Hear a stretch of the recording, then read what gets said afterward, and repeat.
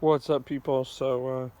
This is Kai, my Akita mix, and she's taught me a lot about human and dog socialization. So I just want to get some thoughts out there, ideas out there um, about that topic, And first of all, dogs and humans they socialize differently. And somebody once said, I don't know if it was Caesar Milan, I don't know who it was, but they said, humans expect dogs to think like humans and dogs expect humans to think like dogs. And therein lies the problem. Therein lies the source of so much miscommunication and anxiety and fear and aggression and just general miscommunication, misunderstanding. And so, why is that? And, we have to kind of take things deeper almost than we have before. Typically there's been kind of two major ideas. Dogs are like wolves. There's this dominance hierarchy. Somebody has to be the alpha. The human has to be the alpha. And, or dogs are not like wolves. Dogs are dogs. You don't have to be the alpha. You don't have to be the boss, so to speak. And what I like to think of when I think of the relationship humans and dogs should have, and from my research I've done on the way wolves interact in studies, you're supposed to be the leader. And leading the dog means that you are always kind of keeping their feelings in mind. You're keeping kind of track of what's been going on, the patterns you've seen, and you make changes. You kind of steer the dog in a generalized direction. But you don't really, control the dog. As the leader, you kind of lead and you give the dog the freedom to follow you. And more freedom as time goes on. Obviously at first it's limited freedom. But so often, people are doing dominant things to dogs without realizing they're doing dominant things. So often, people just aren't really even aware of how they're touching the dog. And when they touch the dog, it might be in a way that's submissive with a high-pitched voice and getting down low. But then at the same point in time, they might be reaching towards the dog. Sometimes people are staring at the dog. It might make the dog nervous. Sometimes the dog comes up to investigate and the person reaches out to touch the dog. And so when it comes to socializing dogs with people, I always say you're better to go, especially at first. Oh, it's getting a little windy.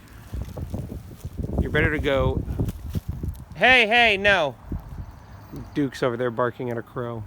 You're better to go for quality over quantity. You're better to have your dog socialize with people that there can be closure with. You're better to have your dog socialize in calm environments where they're going to succeed and really build up their confidence to the point where finally they can go to a very stressful environment with a lot of people. But oftentimes, I just simply see people not really understanding how the communication between you and your dog goes down. And a lot of subtle things that I see, the dog walking in front of the person, or the dog kind of stopping in front of the person and the person goes around the dog, or the dog's, laying on the floor and the person goes to walk and the dog doesn't get up and move out of the way. A lot of this stuff, it's just kind of basic manners and courtesy that you almost have to teach your dog. With dogs, we can kind of say, okay, let's just bring our dog around the right dogs and the socialization will occur properly. But with humans, I think it's almost more complex and challenging for a dog to understand. And that's where it's really important for us to slow down and really take the time to, get our dog's attention, first of all, and then figure out how to help them understand what we're trying to get them to do.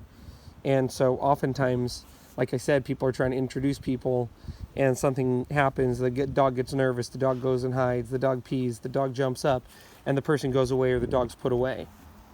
And really, so many times we need to, if a dog makes a mistake during socialization with people, just have the dog there, ask the person, hey, can you just hang out and not keep pestering the dog? Or, hey, can you just hang out and not keep staring at the dog? And maybe we give the dog food, or maybe we pull out toys, we play with the dog. We do something to create, a positive association with that moment that dog's having where they're afraid. And oftentimes I see people trying to introduce their dog to people, and they're saying, oh, he doesn't like people with a baseball hat. He doesn't like people who are holding a cane. And I watch them, and what they do typically is when the dog gets really nervous like that, everybody stares at the dog. and they start talking to the dog. Maybe they start telling the dog it's okay.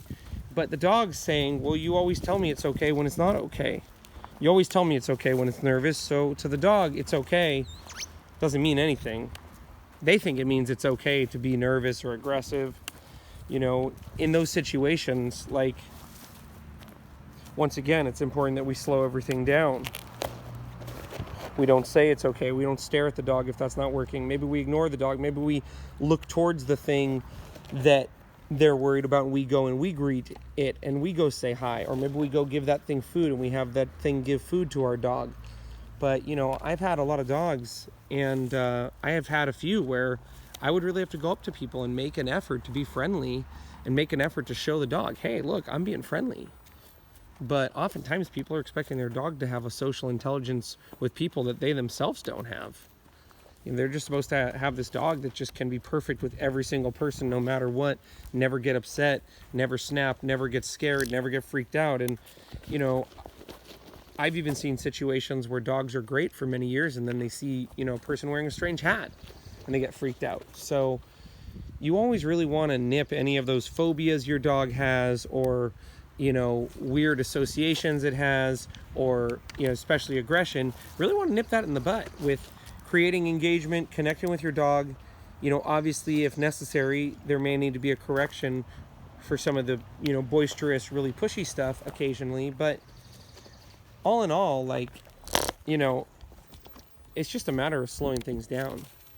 And, you know, take, for example, my gate here. Like, every time I have people come over to my gate, I have to call the dogs back. They rush the gate, they bark. I call them back. Come on back. My dogs go back. They go up there. I put them in the little area there in the white fence. Somebody comes. I greet them. Oh, here, come on in. I open the gate. The gate's opened. I could also just tell my dogs to stay back there, but sometimes I put them away if they're getting too boisterous. And then I let my dogs out once the person's come in here. We've caught up for a moment. You know, if my dogs are being too excited. If they're not being too excited, I still always make sure that only me and a very select number of people open the gate. Because I don't want my dogs, you know, just thinking and getting confused and freaked out from people opening the gate. And it's kind of like if you were in your house and you just had people over and you just go, oh, come on in. And the dog's kind of like, whoa, man, people are just kind of coming in here. Like, and then the dog's barking and then the person pets the dog. And that's what's going on too, just to continue my rant. So often during the human-dog socialization, people don't realize they're giving the dog positive reinforcement through petting it, through talking to it. And a lot of times, you know, a dog will be barking, people will come in the gate, and then people will start petting it afterwards. And the dog starts thinking, yeah, that's my job.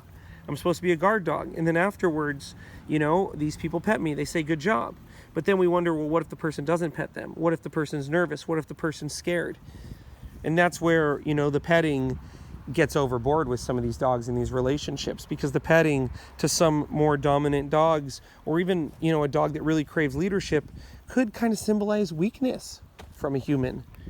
So when you do the petting, you just want to be, you know, prepared to understand that, hey, there's a certain amount to pet with some dogs, and you go over that threshold, you start petting them all the time when you're nervous or freaked out, or they're nervous or they're freaked out, or they're misbehaving all the time. Yeah, you're going to have negative consequences for that. So when you pet your dog, you know, you think about it. Is it getting them riled up? If you need them to get riled up, is it helping them be calm? If you need them to be calm, are you petting them in a way that's telling them, you know, you're going to keep them safe? Or are you petting them in a way that's saying, hey, I need you. I'm nervous. I'm worried. I'm scared all the time.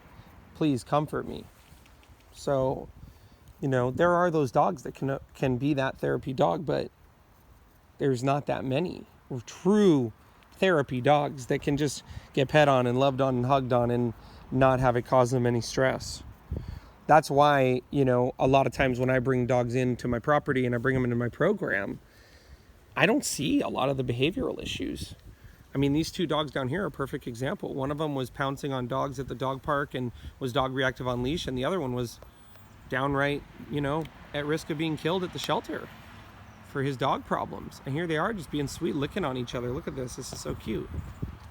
So, you know, why is that? Well, when they come in here, I give out all the resources, the food, everything. I give it out in a structured manner. I pet them in a certain way, depending on the dog. I maybe stop them before they go through a door or before they're about to jump on me, or maybe I'll let them know immediately, hey, I don't want you barking here. Like, I can't have, my neighbors aren't going to like that. You know, maybe I play with them initially and bond with them that way. But whatever I do, you know, I take into consideration that, hey, these are dogs and we're humans, and it may be just a little bit challenging at times, and we have to use our critical thinking skills, and we have to be really willing to try new things and mix it up if we want our dog to succeed in the socialization realm with humans. And I don't mean just, you know, your relationship with your dog or a few friends. I just mean in general, in the human world. Will your dog walk down the street and see someone in a wheelchair and get scared? Will your dog walk down the street and be able to greet people? You know, will your dog be a dog that you can't leave tied up outside because he might get scared? Or will your dog be a dog that, you know, jumps up on people or runs over and eats somebody's sandwich at the beach? Or, you know, maybe gets up in a kid's space too much and freaks out a child? Like, all these things, you know, we have to take into consideration when we're working with these dogs, because we realize, hey, we're the humans, they're the dogs. We got to take the leadership position. We got to show them the way. We got to use our brains. We got to think critically. We got to bond with them, keep the connection clear. And lastly, you know, we got to go for quality over quantity. We don't necessarily need our dog meeting every single person, you know, and I have some dogs that are super friendly, but I have some dogs like this, they just, from what I've discovered, don't like to be pet that much. And they don't really like to be touched too much. And, you know, can we accept that? Can we accept our dog for who they are? And, you know, also understand too, like, hey, if we want a dog that's going to go greet everybody and be the social butterfly, that's great. But if we want a dog that's going to be just walking next to us all the time and calm all the time and well-behaved and not jumping up on people, you know, we may have to strike a balance somewhere. And I have some dogs that are extremely friendly, but when we walk down the street, they pay attention to me. And it's really helpful, because if I'm out at the park or something, they're not constantly wandering up to people, like I said, trying to eat their food or drink their beer, or, you know, put their nose in inappropriate places, or, you know, kiss people that don't want to be kissed by dogs. It's nice. You know, I could have my dogs go up to people without being invasive, you know, and give them a command. Okay, go say hi, go make friends, you know, go be nice. And my dogs understand, hey, he's saying go make friends. Okay, cool. So I can't emphasize enough trying to program your dog to understand something like make friends, be nice, easy, gentle, you know, things like that that will help them with the human world. Oh, it's a friend. Oh, you want to say hi? And I mean, you could even start by just saying the name of somebody that they know who comes. A lot of times people have that person. They go, oh my gosh, it's Johnny. Oh my gosh, is Kenny here? Is Kenny here? And then the dog's like, oh my gosh, oh my gosh. And then, you know, somebody they don't know shows up. The dog is now in a state of mind of like, oh, somebody friendly is supposed to show up. So if you condition your dog when they're saying hi to people and they're greeting people, oh, you're making friends, you're being nice, you're making friends, you're being nice. Then when they meet that person they're unsure about, you say, hey, we're making friends. Oh, be nice. The dog understands. Hey, this is a friend. Be nice. You know, or with dogs like these, the jumpers, I might say, hey, gentle, easy, nice, nice, easy. And when they get pet by people and I pet them, I'll say easy. So they understand, like, hey, you got to be calm when people pet you. You can't be getting all out of control. Then when people pet them and they're calm, it reinforces my training. You know, I train them to be calm. And then when people pet them, they're like, yeah, this is awesome. I'm getting pet for being calm. I love being calm. So last thing I'm going to say is petting and handling. You got to know the difference between petting your dog and handling your dog. Petting might be soft and gentle and sweet, but handling is what we must do sometimes for a variety of reasons. Cutting nails, looking in ears, inspecting teeth, and oftentimes we have a dog that's been pet a lot. And you know, this dog's here, one pet, but handling her is challenging at times. So think about that. You know, when you're petting your dog, handle them. Touch their ear, you know, open their mouth, look at their teeth, inspect their eyes, look at their foot, so that if one day, you know, they're in pain or they need to go to the vet and somebody looks in their ear or looks in their foot, it's not going to freak them out. They're going to go, oh, I know what that is. That's like petting. I like that. That's what me and, you know, my dad do like every day, you know. So just think about that, guys. You know, kind of wrestle the dog, and when you kind of wrangle them in a sense too, which I would demonstrate, but, you know, just kind of like when you rough touch them, like handle them, pick them up, like flip them over, you do it in a fun way. You don't have to do it in a mean way, you know, and maybe it takes time to build that trust with your dog to be able to handle them, you know, and flip them over on their back, or, you know, inspect their belly, or, you know, let them pick you up, they let you pick them up, you know. It might take time. So realize that's something you could do with food or toys, or, you know, praise, once you have the dog to condition to understand what you're praising them for. So that's just my little spiel on socialization from training dogs and owning this dog that's, you know, been really the most challenging dog I've ever met with when it comes to people. But even her, I mean, she's just lives her life. She's very happy. She's very non-reactive. She doesn't rush the gate. She barely, you know, even bothers herself when people come here. She's very relaxed, very calm and happy. And, you know, she used to be extremely reactive and dangerous. So that's all, you guys. Just a little 15-minute spiel. But if you guys have any questions, go to my Instagram, you know, write me some questions. I might be able to make you a little video or tell you what I think, and realize this is just what I think. You know, I'm just a guy who trains dogs, loves dogs, and it's just my 2 cents. So hopefully you pick something up from it, helps you out in your dog, and realize, yeah, I'm not perfect. I'm just a guy talking about dog stuff, you know, just kind of sharing my process with you all. Okay, I'll see you.